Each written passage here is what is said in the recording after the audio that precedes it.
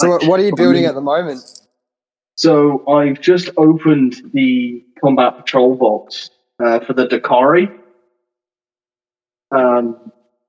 Because last night I put together 3 10-man squads of Cavalite warriors, 1 box of Scourges, and 2 boxes of Vincabi. Yeah. So yeah, it's a lot of gluing up. And I was like, well, hey, let's do more. I'm going to start on the Araman from this box set. I've already got him, but I'm going to have him in a different combo because I've got him with the standard power sword that he gets and the blast, I believe.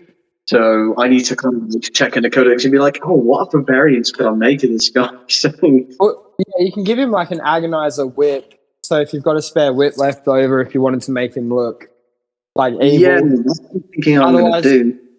Yeah, otherwise he's just got different variants of the sword. But if you wanted to get crafty, there's a relic called the Jin Blade, and it's like you could like customize a sword for him and make it look unique. That'd be cool. That's epic. Reminds me, I've got spare brews actually for Drukhari, so I think I might have a spare agonizer somewhere. Yeah. Well, the Scourges, if they come with it, like if you haven't put it on there, then that's cool. Otherwise, my succubus that I use, she's got one of the pole arms from a raider, and she uses that for her weapon, and that looks awesome. That's epic. Well, I put one of the agonizers on a reaver for one of my latest squads I put together 2 days ago, and the leader for the reaver just with the agonizer is just like, man, that looks epic. Like, it's just that reavers can also move. I think it's like 28 or 31 inches with like a special ability. Dude, yeah, that's so good because they advance and they've got a 14-inch move. They advance 8 inches, and then I think one of the traits you can take for them gives them an extra 2 inch to their advance. Yeah, is a cabal cult. Yeah, it's like wherever you want them, that's where they are. Well, it's just the fact that like they can when you get them up, and then they can do the mortal wounds. I think it's with the grav talons as well. I think like it's so lethal. Yeah, so you can give them that, and then there's even a stratagem that when they fly past something, they can do mortal wounds. Yeah, so this is the Cluster Clap Troops. So each time an enemy unit within engagement range of the bearer falls back, roll 1d6 on a 4+. That unit suffers 1 mortal wound. I think the one we're talking about is the Grav Talons, actually. I'm sorry. After the bearer makes a charge move, select one enemy unit within the engagement range of them. Roll 1d6 on a 4+. That unit suffers 1 mortal wound. And on a 6, that unit suffers D3 mortal wounds instead. Oh, it's just so good. Yeah. No, I have a lot of fun playing my Drukhari. There's so much cool stuff you can do with them. Oh, yeah. And like, the Codex is an absolute, like, it's outstanding how they've done the Drukhari Codex because every single unit in the Codex is viable in its own way. Like, it's not like certain codexes where it's like you have to build it this way if you want to do well. Drukhari, you can literally go, well, I want a bit of everything, and it's still going to perform really, really well. Oh, yeah, 100%. Like, that's the thing. Like, I feel like the Drukhari really have everything up to top purpose in regards to its play style now. So, like, which is do their thing as they should do. Cavalite warriors do their thing as they should do. And, when you put them with the Venoms, then you've got the ultimate combo, when you put them in squads of 5, or if you put them in a squad of 10, or a Reaver or a Raider, and you move them, it's so much better because I find the only armory that really had multi-purpose and everything had a meaning in was the Space Marines Codex. It was always the Space Marines. Oh, they get this. The Space Marines are the best at everything. So it's nice to have a different army where it's like, damn, the these are really cool Drukhari. Yeah, these are lethal. I want to be a Drukhari player now. Or it's the same with Sisters of Battle with all the new stuff they're getting. It's like, man, Sisters of Battle are awesome. So it's nice to see armies get a lot more credibility rather than just Space Marines all the time, because they're the one that's so focused on all the time. So it's nice to have a good variant of options. Yeah, 100%. It's really good to see the Sisters do so well because their range was not rejected, but just pushed back for so long. It's good to see that now that they've updated the line and the models all look stunning, that the rules are actually helping them out, and you're starting to see Sisters quite a lot across the table. Yeah, it's so nice to see, because I remember when I started 40k in 4th edition, and they didn't even have their own codex. It was like, everything had to be downloaded from a website. I think it was like the Games Workshop site or like an FAQ thing. And they were always having FAQs. It took so long for them to get their own codex, and it was just like, what's going on? Are these like a proper army? And then they had the treatment they finally deserved. So it was really nice to see. Yeah, 100% agree, because the idea of them is really cool. Like these fanatic, faithful, they're just a really cool idea, and it's good to see that they're following.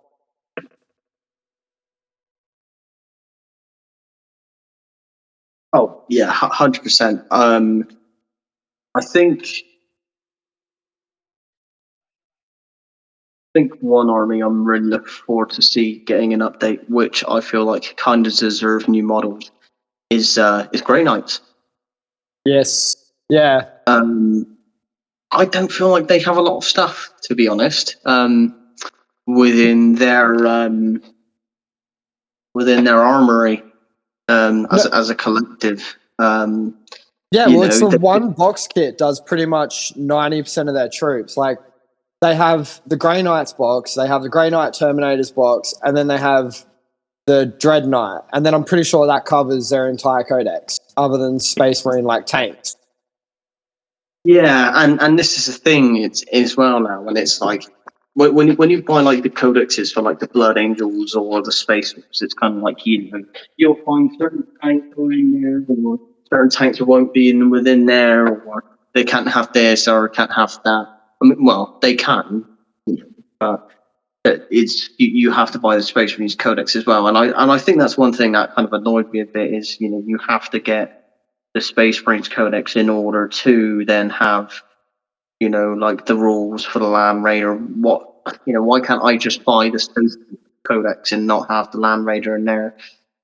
Right. It seems of a way of being like, I don't know why Games Workshop kind of want to do that, but that's up to them at the end of the day.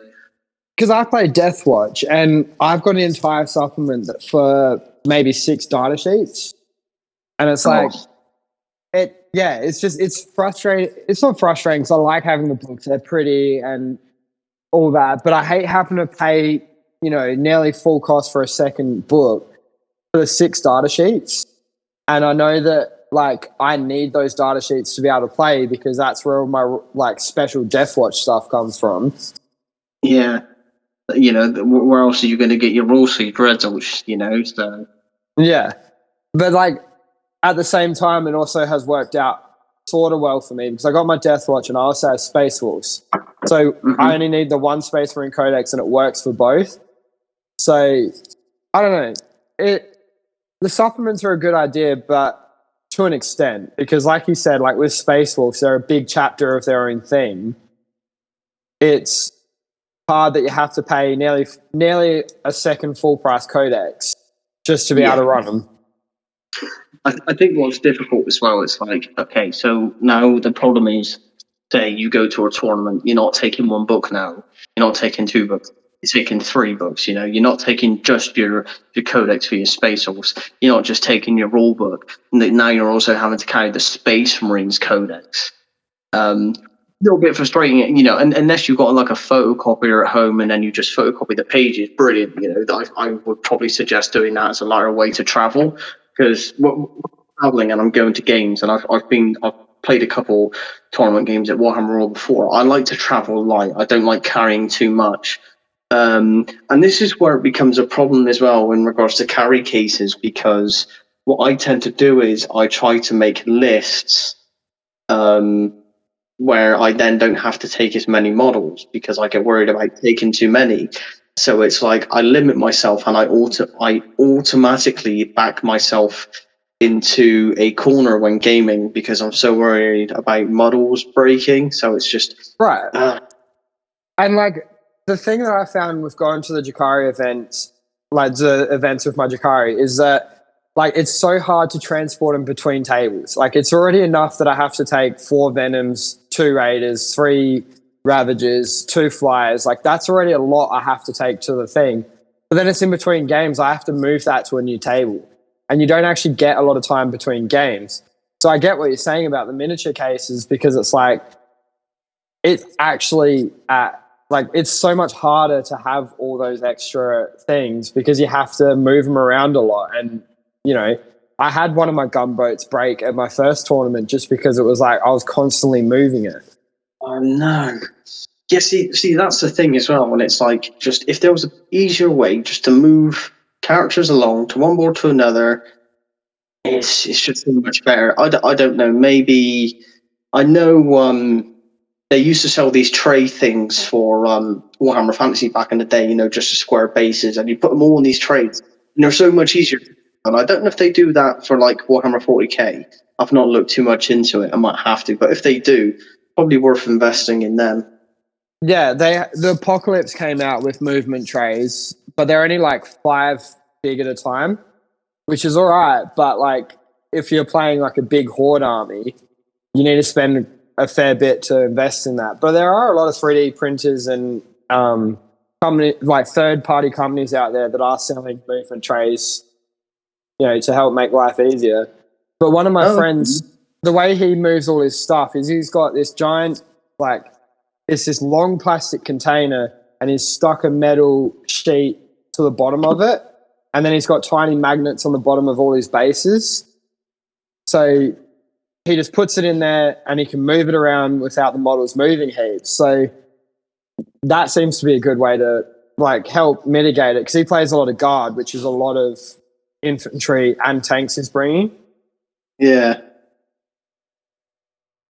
Yeah, it's a lot to set up as well, and that's the thing. If I ever go to a tournament and I'm like, well, I'm playing guardsmen, and then you know the amount of infantry squad you've got and heavy weapons platforms and tanks, and you just be like, I mean, I'm being sarcastic here, but it's like going to take you about a good 3-4 hours every time you move a team. Right, yeah, and then you get some players that just play like 120 orc boys, and then you're like, yeah, I could never do that. Like, I have Tyranids and I don't like playing Swarm at home. I feel personally attacked by this.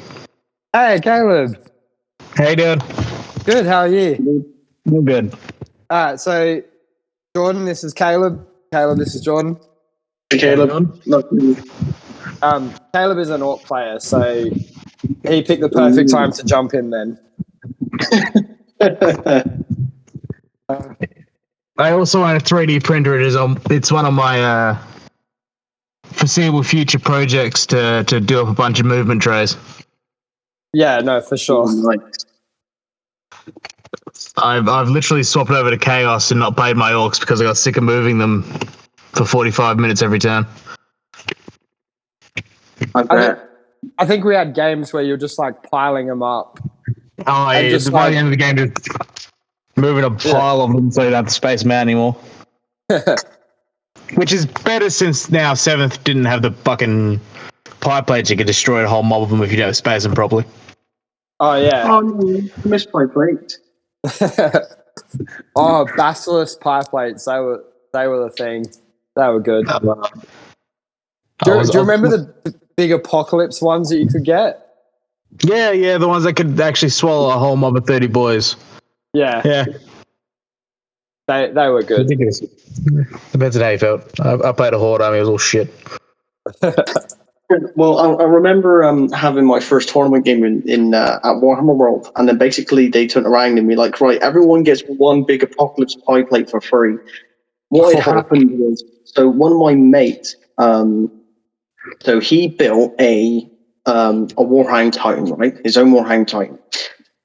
Now, this isn't your original Warhammer Titan. This is, and I really mean a make your own.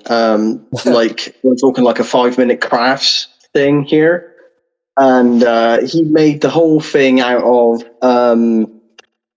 what was it, like tubing for like toilets, like plumbing tubing, I've seen that. They look so cool. and cardboard boxes. And oh my days, it was dreadful. And basically, everyone looked around at each other. We all thought the same thing. We all took our pockets pie plates and put it on this one model because it was the only thing we bought. And basically, we blew it up because literally, like, it was the only thing he took to. So you take one model to Warhammer World with you. You bring that. Everyone's got, professionally painted models. He's brought a cereal box on tube leggings, and it's just like, this is an insult. This is heresy. You must go. High place all on this thing. Destroyed first turn. Yeah, you're gone. Have fun. And the rest of the game. See in the campaign. It was just, because the thing is, even so, literally, it was bad. So some of the guys from Forge World, because that's where like the main thing is in Nottingham where we played, they came out to have a look at this, and they said to my mate, they said, that is an insult to our Warhammer Scouts, to our Warhammer Titans. How dare you do that? Because you said you're at Warhammer World, right? Isn't that like where they sell Forge World shit? Yeah, so this is like the main thing. That's what I mean. So the guys from Forge World, like at the print and stuff, came out to have a look at this thing. I mean, they were impressed at the time. Don't get me wrong, with the tubing in the boxes, admittedly, it did look very good. But it was a bit of an insult to the original design, to be fair. But, to have that creativity and take time in doing that is like fair enough. But, if you like the hobby, you got to splash your cash and get the real thing at the end of the day, Yeah. Well, yeah, because when I first started playing back in 4th edition, someone scratch built a Thunderhawk gunship, and like that was just out of cardboard. And at the time, I was like, "Oh, that looks so cool," because I was young. Yeah, I saw one. It was Tau Riptides, but made out of papercraft, so like all the folded edges. Oh, yeah. And the guy had done it up as like it was cell shaded, so he'd like drawn over it. They made it look like Borderlands, basically. Yeah. And I fucking loved it.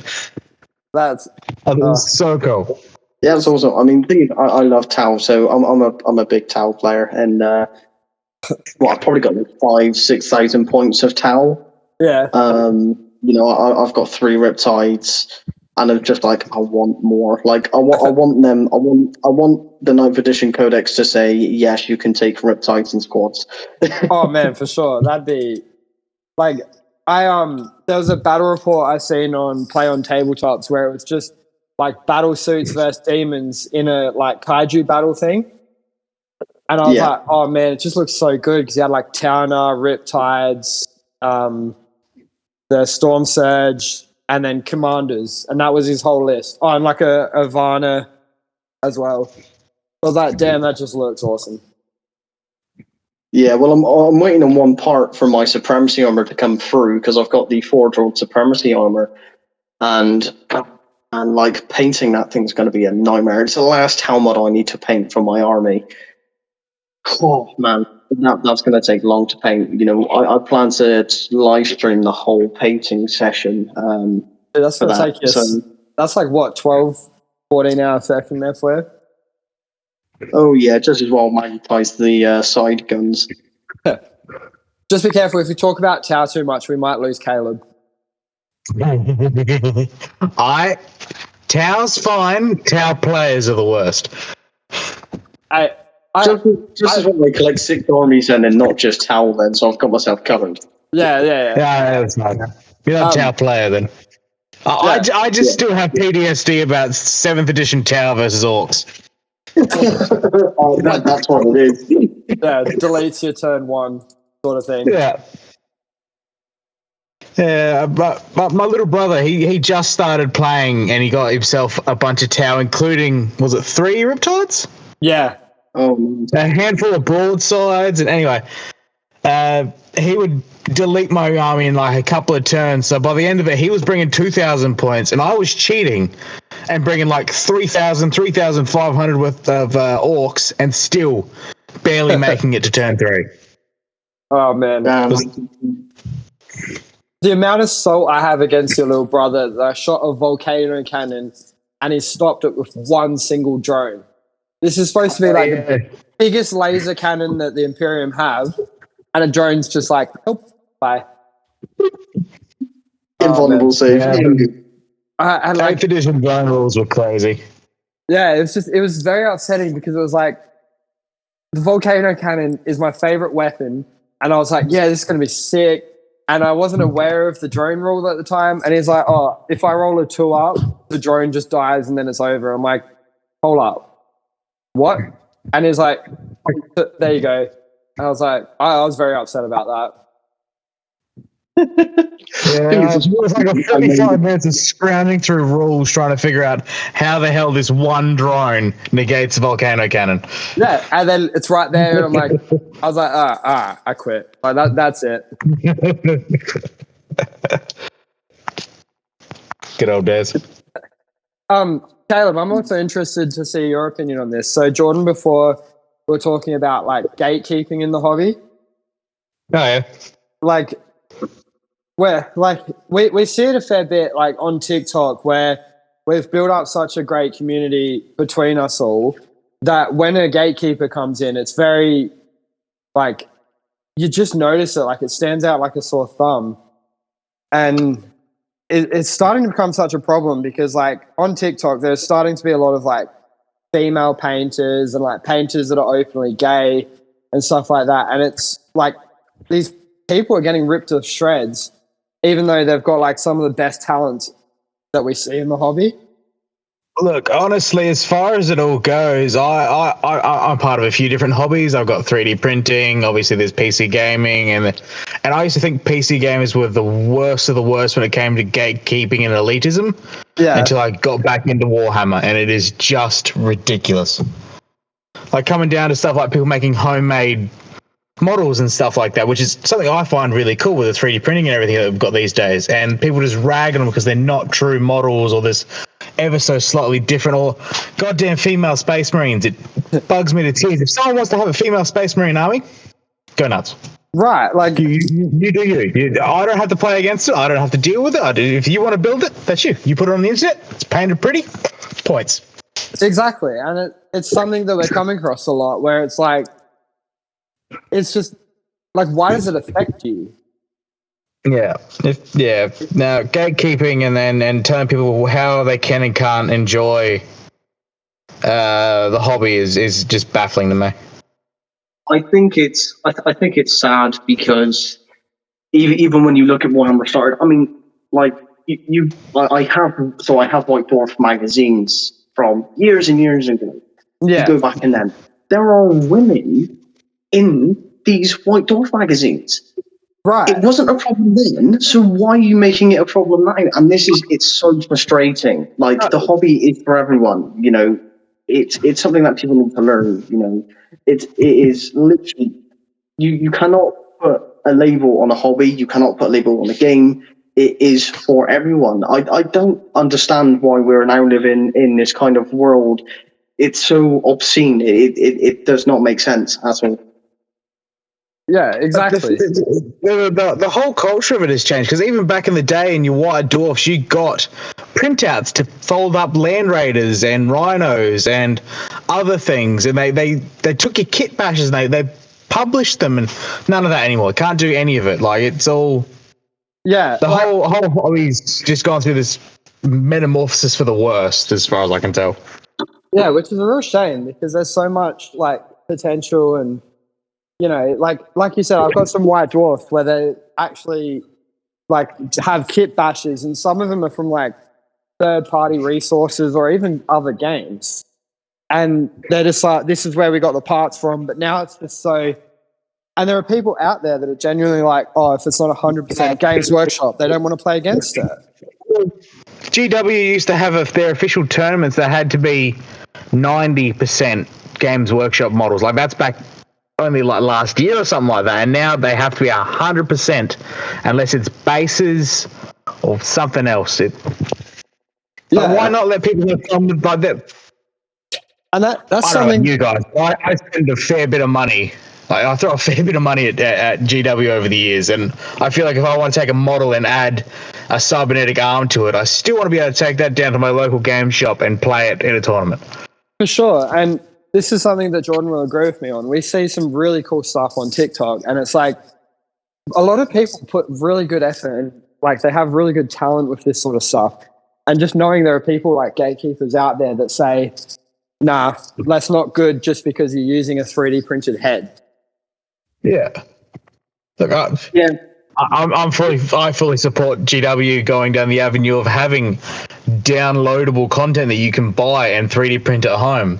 That way, instead of buying a 10-pack of Guardsmen, you could pay X amount of dollars, or even like a rental where you could print it from their website X amount of times or whatever. I think there's heaps of ways Games Workshop can go about this sort of this whole metamorphosis of the hobby without getting lawyers involved and arming up and saying that you can't do this, you can't do that, and telling people how they can enjoy the hobby. Yeah, I was just going to say, like, in that sense, that Games Workshop are almost gatekeeping themselves. Yeah, well, they're coming across as open-minded and stuff, but they're not doing themselves any favors.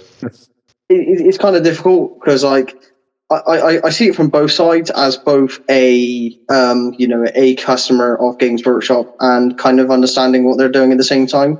Like, I do understand that they have to protect their assets. You know, it is their company at the end of the day. Right.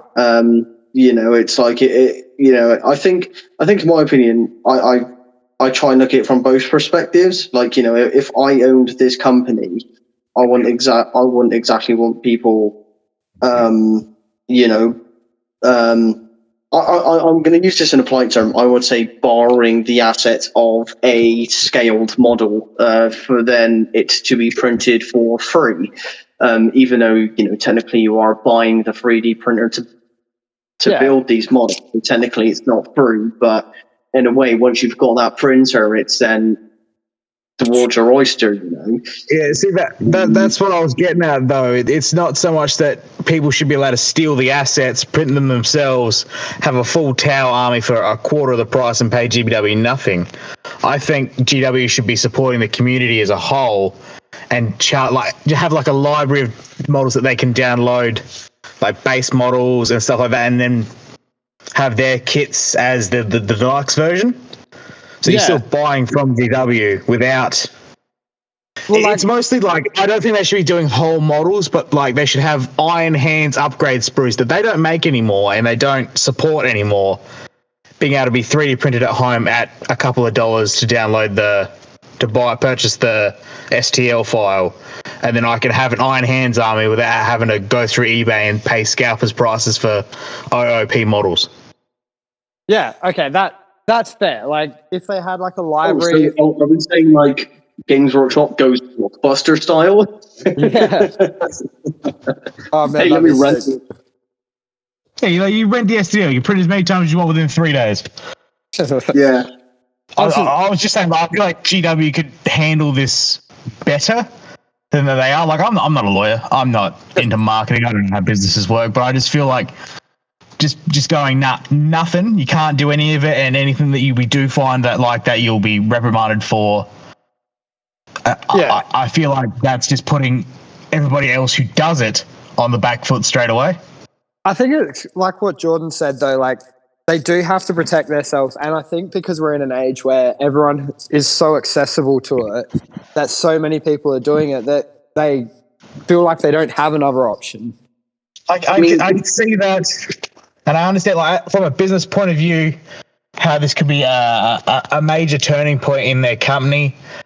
But you're not going to stop. They can't stop people. I could go out right now, spend $300, well, say $500, and get two different types of printers, one for doing big models, one for doing small, miniature-sized, like 28mm character-sized models.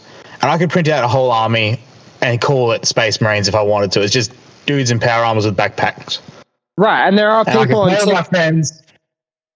Yeah, there are people on TikTok that are doing that. Like they're printing themselves whole armies and they're not spending a single cent on GW, but getting a full army out of it. So yeah, I'm just saying that GW needs to find a way to work with this budding community and not shoot themselves in the foot and annex the whole lot. Yeah.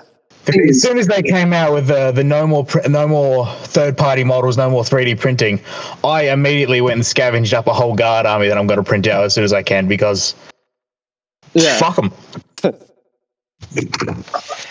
think it's difficult because you know, as a company, what do you do? I mean, that's a bit like saying, you know, you've got someone who used to work for like a Burger King or something. They steal the whole recipe, but they just change the buns. But it doesn't mean you're copying them because the buns are different, you know. But the whole everything on the inside's the same. Right. So there's actually a problem about that here in Australia, where obviously I work at McDonald's and we have the Big Mac. Like that's our iconic thing. Hungry Jack's have come out with a burger that they've literally called the Big Jack, and I love that. I thought that was hilarious. It's literally the same. Like it's the same burger. It essentially is. It's just obviously like Hungry Jack's. You should. Yeah. So Hungry Jack's is Burger King. Yeah. All right. Okay. Yeah. Okay. Yeah. I don't know.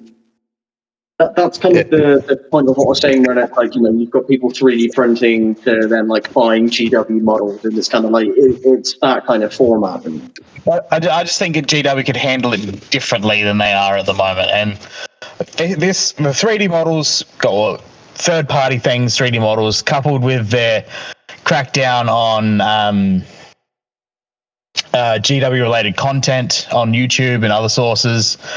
It's all making them come across as really tyrannical. They're really bad for the community, if you will, and I don't think it's helping their image, and a lot of people are quite up in arms about it. See, the thing about, you mentioned about the YouTube thing, right? So my understanding of the whole thing is they've never stopped people doing it. They've just stopped people making money off it. So like, I know a couple of channels, their things are demonetized. That's the only thing that's happened to them. So they can still make the content if they do it for fun, that it's not making money off intellectual property that's not theirs. And I can kind of understand that because it's getting to a point where like they're about to drop essentially like Warhammer Plus, which is like Disney Plus, but for Warhammer. They want to make sure that all the money they've spent on hiring the animators and everything they need for that isn't like, it's not going to flop. But then they've come across, like you said, as very tyrannical, and it's going to be a problem where they're going to release Warhammer Plus. And like, we've already got a friend in our group who said he's cancelling his Warhammer subscription because of it. So yeah, that's what I'm saying. I'm saying they're not necessarily in the wrong for what they're trying to do, but they're definitely. I definitely feel like they can handle it better. Yeah. That's the main crux of it all. That. George, what were you going to say? I think it's hard because, you know, where you've got a company that are specialized in models, and then, you know, they don't normally focus on like the animated, you know, process, and when it comes to like the videos or, you know, the bat reps and anything have you, know, they mainly concentrate on selling, you know, your paints, your brushes, and your models, you know. Yeah. So I think then to the concept of kind of the media world, it's like, right, okay, how do we approach this without having to do X, Y, and Z? Yeah. Yeah, like I said, I understand why they're doing it. I understand their business model is affected by all of it. It just, yeah, I feel like they could have handled the whole situation better. Yeah. And saying that I have no idea how you do it because it's not my jam. Yeah, that's it. That is the next point, is like, as much as we say all this and like we'd like it to be better, it's like how can you do it?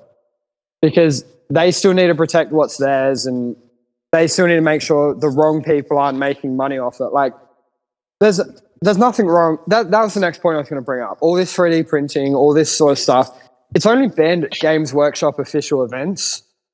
So like there's nothing stopping me going to a tournament here in Australia and with a full 3D printed army, because the ones here in Australia aren't GW official.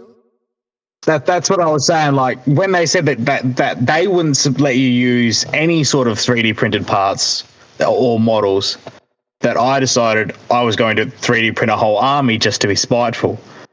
So now, previously I wouldn't have done it. I'm going to now just to be spiteful, and I feel like I wouldn't be the only one who would react that way, even though it doesn't actually affect me. Yeah. So, like, Jordan, one thing you'll learn about Caleb is he can be a petty dick if he wants. Oh, I'm a huge petty dick. I just think for me, because like I've always like been like a GW loyalist. You know, when everything I get, like paints, brushes, you know, it's all GW. I won't get it from anywhere else, like, you know, Amazon, eBay, or whatever, because I respect the company. And not only that, is I've also got friends who work for GW, so it's like, you know, I'm also feel like I'm contributing towards their wages. Right. And I think one thing that was mentioned as well, it's you know, how much the GW staff get paid. You know, so I don't know how much they get paid. Yes, I've got friends who work there. I don't know, but apparently it's not great. But I think they definitely deserve to get paid more. Okay, so an average, so believe it or not, an average GW store in the UK is pretty much the same as it is over there. So like, you'll go into a store, you'll probably have like 2 people working tops in Games Workshop, maybe 1 person now because of everything going on with COVID, because, you know, loads of people are not going out with the intention to buy models nowadays anyway, because the purchase is always pretty much done online. Yeah. So. And just before we go too much further, I'd like to point out that GW before COVID was doing really well with all their releases, and they were probably getting lots of cash inflow, and COVID, you know, probably stuffed them like it did the rest of the world. And now they've probably invested all this money into Warhammer Plus and their tournament scene and all these new models, and they might not be getting the return that they expected. So that might be driving a lot of this closed-fisted attitude about what you can and can't do. Just to play devil's advocate, they're probably reeling a bit from all of it and to make as much profit as they were printing on all of it. Yeah, but I feel like because of COVID and lockdown, like I think more people are also making purchases because they're at home doing them. Yeah, I know a lot of people have picked up armies and stuff like that, but I imagine that, yeah, if I go into a GW in my next city, I'm going to buy something. If I just go there for a look, I'm going to buy something. Whereas if during COVID they wouldn't get that in-store foot traffic. I mean, that's a fair point, yeah. I mean, once again, I'm not part of it. I don't have access to what they are or aren't making or what they projected or anything like that. There was just there could be reasons behind their current attitude towards it all. Because before, I'm thinking about down in the UK, they used to do like kind of trips, like with coaches all the time. You know, you had Warhammer World, and you had like Games Day, and Games Day was awesome. Games Day was kind of like their ultimate event every year. They did. They would rent out like a massive arena. You know, you'd have Golden Demon painters there. You'd have the writers for like the Black Library there. They would have a Forge World sale there. You know, they have like these massive kind of like Space Marine or Rhino tank kind of displays, if you will. And then everyone would go and cosplay and just check out this awesome stuff. And you'd see some people have games. And it's like, Games Workshop, if there's one thing I want you to do, is bring back these trips and these events. I don't know why they stopped doing them. Like, as a kid, that was the one thing that really rolled me into Games Workshop, that I was told, we do trips, like, to Warhammer World and stuff like that. Yeah, I want to go. You know, I went to Warhammer World twice and Games Day once. And I went to their very last Games Day they ever did in 2012. And man, you know, I'd love it for them to do that again, because I think that would just draw more hobbies in again. Now, I don't know if you ever got that up in Australia. I don't know if they just did it in the UK.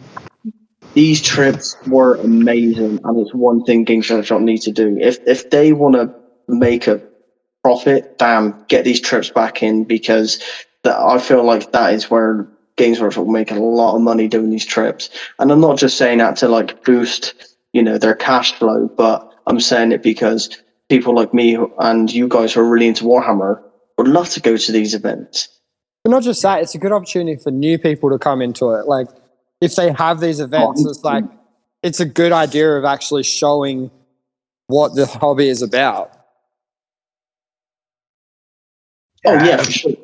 Absolutely. Like, we don't have anything of that scale done by GW and stuff. Like when I joined up to the cult of the plastic crack, I was walking down my local mall and I saw a GW shop there, and I just wandered in thinking, oh, I'm going to laugh at these nerds playing with their little toys.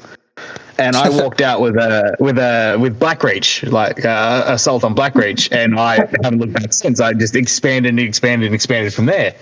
So foot traffic is definitely got to be one of the best ways to get people into the hobby. They can see it, they can feel it, they can get involved in it, and then everybody's happy. It's great as well, because thing is, when you go to these events, you meet so many new people. I've met so many new friends through the hobby, especially over TikTok, and it's just great. You know, I've had games with Devon Miniature War Games who came down to mine, and we had a couple of games. It was great. It was a blast. So the fact that as well, it's like I'm interacting now with other hobbyists in the UK is great, and you know, I'd love to have games again with you guys on the other side of the very big pond. That's yeah. Yeah, like that's the big thing is like, you mentioned about TikTok. Like, I never expected this sort of community on TikTok, because I just had it because all the kids at work were talking about it, and I was like, you know what? I want to know what they're talking about. So I had it, and then just out of the blue, some of the stuff started popping up on my newsfeed, and I was like, all right. So, like, I saw a lot of Wes Hammer at the start, because everyone does. He's got 290K followers. And then I started like going down through it, and I found all these people, and I was like, there's actually something here. So I started following everyone and watching all their stuff, and I was like, shit, this is cool. So I uploaded a couple of videos, just like one a month. And then it was between Barely Painted's lives and your lives, Jordan, that I was like, this is what I want to fucking do. Like, I want to hit that 1K so that I can do lives too. Like, this is sick. Yeah, and I think it's so good as well, because we like together as well. You find people like, yeah, let's get this guy to 1K so we can get him live as well and interact with more people. I love that. It's so good how much, like, as soon as someone's like, oh, I want to hit 1K, everyone's all about it. They're like, fucking yeah, let's do it. And I love seeing that. And like some of these newer ones that are starting now, I remember what it was like when I was new and starting and looking up to you guys. And then now I'm seeing these people where it's like they've just hit 300 followers and they're like super ecstatic. They're putting out thank you videos. I'm like, I remember that. And I was like, I just remember that joy of hitting those achievements where it was like, this is the coolest shit ever. And everyone was so supportive about it and helped you like get there. And you make so many friends from it. And even now still like making more and more friends that I was like, this is what I want to fucking do. Like, I want to hit that 1K so that I can do lives too. Like, this is sick. Yeah, and I think it's so good as well, because we like together as well. You find people like, yeah, let's get this guy to 1K so we can get him live as well and interact with more people. I love that. It's so good how much, like, as soon as someone's like, oh, I want to hit 1K, everyone's all about it. They're like, fucking yeah, let's do it. And I love seeing that. And like some of these newer ones that are starting now, I remember what it was like when I was new and starting and looking up to you guys. And then now I'm seeing these people where it's like they've just hit 300 followers and they're like super ecstatic. They're putting out thank you videos. I'm like, I remember that. And I was like, I just remember that joy of hitting those achievements where it was like, this is the coolest shit ever. And everyone was so supportive about it and helped you like get there. And you make so many friends from it. And even now still like making more and more friends. That's the thing as well. And like I will say, like, if anyone like wants me to do like a shout out on my page, let me know. Like I'm happy to give you a shout out on my page, because I will support you, because I want you to do well. I want you to succeed and make great, you know, and go live on your TikToks and carry on with the great content that, you know, people are doing as well. So, you know, it's about having that medium as well. And I think one thing that needs to be addressed the most is, if you're a Warhammer content creator, you follow someone and they do Warhammer, follow them back. I just find it so important because that shows that you're not just doing it for the Warhammer community. You're doing it because you love the hobby, and you're supporting everyone else that does it. We've talked about this in the past where it's such a shot in the foot where some of these bigger content creators are just not following back. And it's like, I understand it can be like full on, like trying to keep up with it all, but it's like, it kind of shows at that point they're detaching themselves from the actual community and just doing it to be a content creator. And that's where it was like, that's not what I wanted to achieve with Average Wargamer. Is I wanted to be part of that community. I wanted to build it because that's the cool side of it. Like we're saying, seeing all these new people and supporting each other and, watching people when they do their first live is incredible because they're always so excited and so nervous, and it just reminds you of what it was like. Yeah, you get that feel like, oh man, that was me back in the day. Yeah, but you'll be fine. Yeah, and just being there for a couple of views, like you might only be able to watch for 10 minutes, but just popping into that 10 minutes saying hi, like it's good because it's just that interaction, which, I used to be so nervous just being a watcher going into lives because the first time I joined a live, I was just scrolling through, I didn't realize it was a live. Then they called me out and I freaked out and just scrolled off their thing because I was like, why are they talking to me? But now it's like, I love just popping in. I'm like, look, can't stay long. Just want to say hey. Like, especially when I know it's their first live. You're like, hey, congrats on the first live. Yeah, it's so cool as well. It's like, it's just amazing. Like, I think the main person that got me into doing the TikToks was Devon Miniature War Games.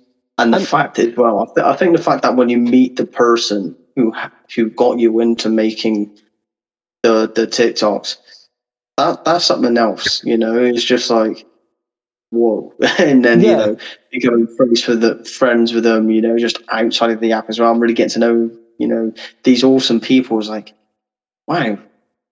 Well, I can't believe it. It's almost like meeting someone famous, Well, you had Devon come to your house to play games. Like that's in itself is something huge because you're like, this person got you into it, and now because of everything that's happened, he's coming to play games with you. Like he's coming to share that hobby with you. It's something else. It's like, oh wow, I'm speechless. Yeah, I mean, it's crazy. And I joined his live the other day, and he's like, man, there's a tournament in October. Do you want to come? I was like, yeah, man, I want to go. And like, send me the details, man. So like, I think in October I might be going to this event with him, which is just like, mate, I'll pick up from. He's like, yeah, I'll pick up from the train station, and we'll head our way there. I was like, yeah, wicked, man. Yeah, like, oh, it's a good feeling. Caleb, you really need to start posting on TikTok and get famous with us. Oh, I'm quite happy just to camp out in your camp out, Matt. Shit, that's fine, but I don't have the time, the energy, or the desire to be world famous. No, that's fair. Well, I was saying to people, like, because people at work know I have the TikTok, and they know that I don't show them the shit because I keep it outside of work. But they know I do it. But I've been stopped in the shopping mall because people know I work at Macca's, and that drives me nuts. I hate it. So I'm like, I don't know how I'm going to handle this. Where if I'm going to shops and they're like, "Hey, I know you from TikTok," I'm like, people interacting weird. This is a community where we interact. I mean, I went to my local GW the other weekend, and I got recognised by one of the guys that worked there, and it was just like, wait, yeah, the Wargame with TikTok, and I was like, wait, hold on. I just have to say thanks. Someone from Games Workshop had recognised me from TikTok. Wait, hold on. This is something else. Like, that's what I mean. Like, it'd feel good, but it's just like, I know how I feel when I'm stopped in the shopping mall for like people that know me because I work at Macca's, and I'm like, surely it's got to feel better because it's actually a hobby I enjoy. But at the same time, people interaction for me can be a bit weird. Yeah, I see. I come across as a brash asshole, so I just don't want to be seen on the internet. Yeah, no, that's fair. In all fairness, I felt the same way at the start. Like, I didn't want to show my face on TikTok, and I kind of just, I don't know, I kind of just stuff. God, the amount of times I like have uploaded a video that hasn't shown my face, or even talking, like I still sometimes get a bit uncomfortable talking because I'm just like, I listen to my voice back and I'm like, Yeah, but I don't watch my lives back. I'm just like, right, I've done that now. That's yeah. it. Okay. That's out there. I can't do anything about it. There's no point dwelling on it. Yeah, no, like, It's like, people watched it, they enjoyed it, let's leave it. No more. that's it. It's like you finished doing a live, and if I don't want to watch it back, no. Why? Have you heard my voice? It's like other people enjoy this, let's just leave it. Like, they're having fun. Did you go to sleep watching this person's live stream? Was it because of their voice? Yes. Is it possible to have this many people doing a pity view? I think what I find interesting is the amount of people like go live streaming and they're sleeping and they get tons of views. And there's people like us who are like painting, doing these crafts, and there's like 10 viewers. Yeah. I had come across one of those lives where it was just a dude putting rubber bands on watermelon, and he'd been live for I see that guy. he'd been live for 3 hours, and he was on like, I think it was like 100K viewers. And I was like, how many people have stuck around for this? Thing is, everyone wants to see Watermelon blow up, though, you know, because he's put so many rubber bands around it, you know. Because the thing is, it's intense, and I'm not gonna lie, it draws people in. Yeah, see, I get the watermelons and anything that actually is somebody doing something it makes sense to me. But the sleeping thing's a bit weird.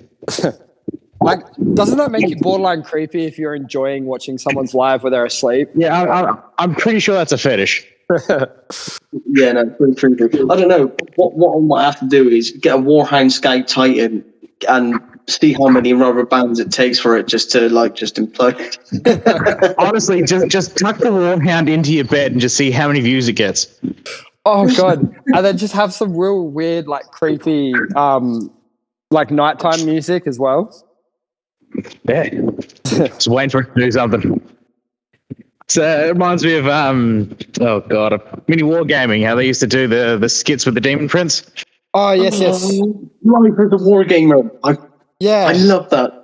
Yeah, as a wargamer, and then Dave goes around with a deafy. Yes. Love that. God, it's been forever since I watched anything of this. So with me and Wargaming, if there's one thing I want them to do back is the Life as a Wargamer series. Like, I think my favorite one was where Dave, he's got his codex and he's just trying to read it in peace, but everywhere he goes there's so much noise. And like, I can relate to that so much. You know, you're just trying to read your codex in peace, but anywhere you go is too much noise. Right. Man, I remember being in secondary school and having that same issue. You know, I just want to go around, read my codex in peace. I will take my codex to school with me, trying to study my armies for my game, you know, for the afternoon, because I'll be going to the local mall for a game in Games Workshop. And I'm like, man, everywhere I go, there's like students like screaming or racing around, or like, you know, there's a football being kicked at me. I was just like, man, I'm trying to read my codex, man. Leave me alone. I have that same exact problem now, but it's because I decided to have a bunch of mini-me's running around. Bunch, man. You got a whole football team there. Yeah, it's a netball team. True, they are. Yeah. Hey, you never know. They might want to get into football now. Yeah, but they're all in a netball at the moment, so. There you go. Team. Will change as they grow, I guess. The first thing that they did that made me stop watching was they got rid of Quirk, which I'll never forgive them for. He went into real estate. He left that for real estate. Yeah, I know. It was such a weird thing, but I'm happy for him. If he's doing something he really loves and he's making a quid out of it, then good for him. But yeah, I sort of lost interest once Quirk left. Yeah. Who was that Tau guy? The what one? The guy who played Tau. I can't remember his name. Cullen. Yeah, because he's got a different channel now, hasn't he? He's got his own wargaming channel, hasn't he? Oh, does he? Are you talking about the mountain? No, not the mountain. No, but he used to play Tau, I can't remember his name at all. Is it Cullen? Like he was a younger kid? Yeah, he seemed like a quite youngish chap. Yeah. Yeah. But yeah, he would play Tau every time. Was it? You know, was it that grey blue Tau army? I think so, yeah, or it might have been a Green Knight Tau army. I can't remember. Yeah. This is going back like 4th, 5th edition, so this is years ago. Oh, right. Yeah. No, it wouldn't be Colin then. No. No, because that's when I was watching them. Because my dad does 40K as well.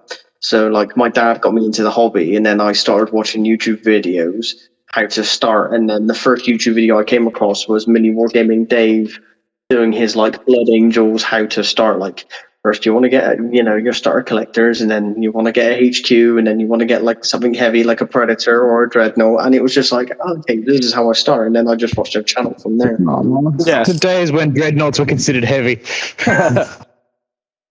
Oh, man. See, and times where Chaos Space Marines used to be able to take Dreadnoughts as well. See, I think, like, don't get me wrong, I love Hellbrutes, but I don't think there should be no reason why Chaos Space Marines still cannot take Dreadnoughts. Well, I feel the exact same way. I do not field Hellbrutes just because I feel like they're, I don't know, too edgelordy, I guess. But if you just gave me a standard fucking Dreadnought, like just a standard pattern Dreadnought, I would play one of those all the time. I love Dreadnoughts. Dreadnoughts was like one of the models that got me into 40K. Yeah. 100%. I've got like 5 Dreadnoughts for my Space Wolves. I don't play Space Marines. I have a Space Marine army, and I've played it maybe twice since I got them. And I've had them since 5th edition. And I have like 4 Dreadnoughts doing nothing. They're awesome. The change to Hellbrute was unfortunate because I feel like it should have been its own separate unit. Like Iron Warriors having Hellbrutes doesn't make sense because Iron Warriors are all about having their cool armor and shit like that. So it would make more sense. Are they anti-corruption anyway? What was that? Are they like anti-corruption? Like they replace their limbs when they get all tentacly? Yeah, like So why would they have a unit that's dedicated to metal being transfigured into flesh? Yeah, that's my point. Like Hellbrute should be an option, but not to replace Dreadnoughts. So I think the way I look at Hellbrutes, I feel like Hellbrutes should be designed around like if a Chaos Spawn was like a variant of like a Dreadnought, is kind of like or like a Dreadnought possessed. Yeah. Yeah. You know what I mean? It's like if a Chaos, like if a Marine died inside a Dreadnought, that's kind of like your Hellbrute. That's the way I look at it anyway. But I think I did a video a while ago on like, what 40K model should like be created and what army should you have them in. And I think the fact that of like having like a Hellbrute sorcerer for the 1,000 Suns seems so cool.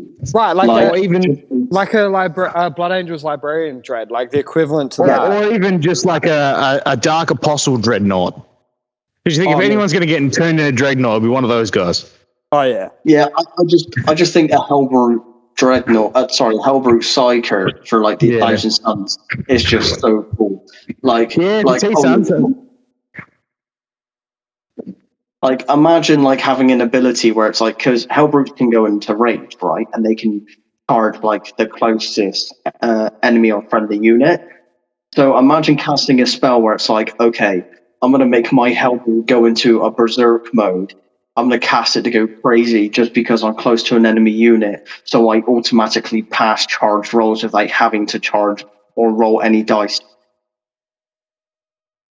Oh, that'd be good. Like, yeah, I get what you mean. Like, I think, because Blood Angels have a Dreadnought that it's Psycho too. Like, why wouldn't 1,000 Suns? 1,000 Suns, that's their thing. And you're not exactly going to waste a Dreadnought sarcophagus on a pile of dust. So exactly, all their Dreadnoughts would be sorcerers. That's the other thing. Like in lore, there are no Marines to fill a Dreadnought. So Hellbrutes shouldn't exist in the 1,000 Suns without it being a sorcerer. So it should keep its power. Damn, law certified. Call out TW, we got this.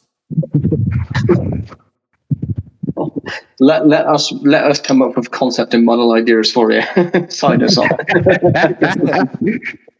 I guarantee I would drive it into the ground because Marines would not get another fucking release as far as I can tell.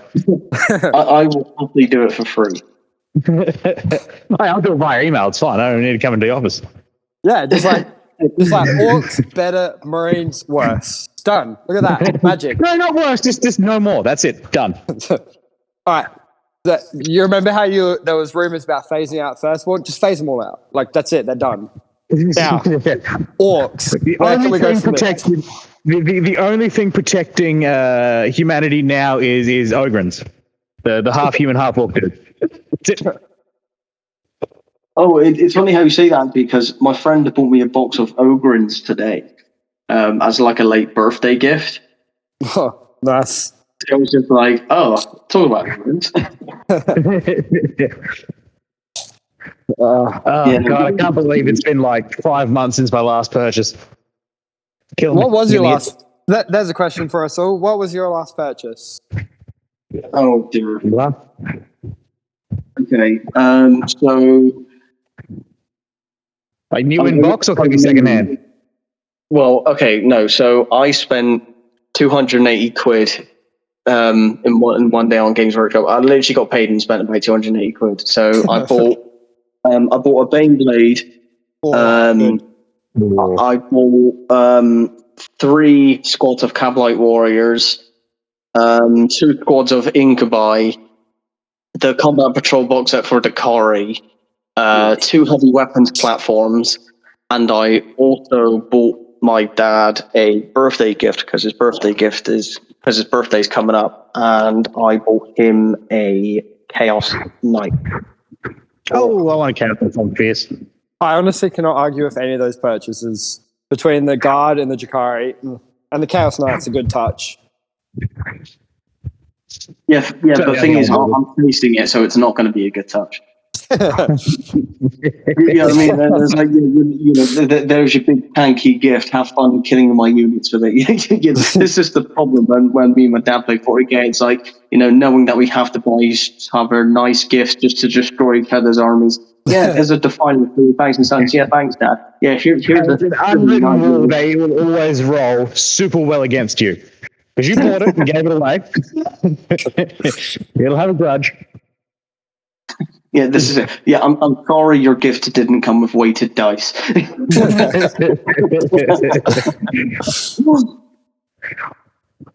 My last new purchase was probably a Disco Lord for Chaos. Yes. But my last full purchase would have been Mark's table. Oh yeah. Did he show you a picture of what it looks like? It's just grey, isn't it? It's just unpainted. No. It's lava. So it's like lava. Imagine like Mustafar. So it's it's all black, but then like all the like skulls and stuff is painted like a lava color.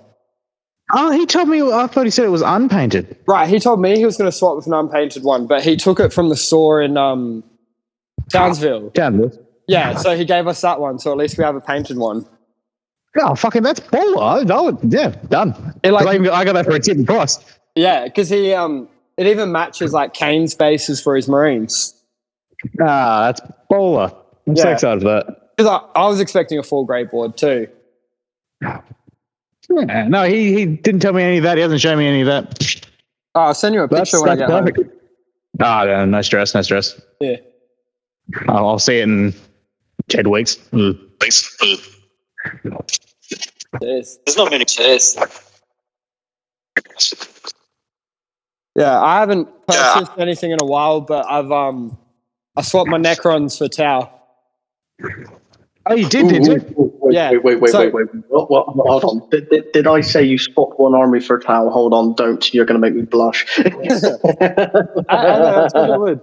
So no, I actually got a really sweet deal with it because I only had 1,600 points of Tau, of Necrons, but I'm getting like 2,000 points of Tau, and one of them's an Avana. So I'm getting a Forge World model with it. I'm just going to put this out there, Matt, that you bought the Necrons when they were like the peak of 8th, and now they're at the bottom of 9th, and you're getting rid of them. I'm just saying it's a bit sus. Look, man, on to you. I'm a meditator, so what can I say? I'm going to Tau. He's only gone and done it for the good. Yeah. Nah, the thing that convinced me is Tim, one of Ben's friends, has a heap of Necrons, and he has all the shit that I wanted anyway. So Tim was just like, look, man, if you ever want to play Necrons, just borrow mine. I'm like, all right, bet I'm going to Tau then. That's fair. So I must ask, who convinced you to be the towel player? Yeah. I think Well, the towel players are douchebags, so. yeah, that happens to All me. right, what makes you the walk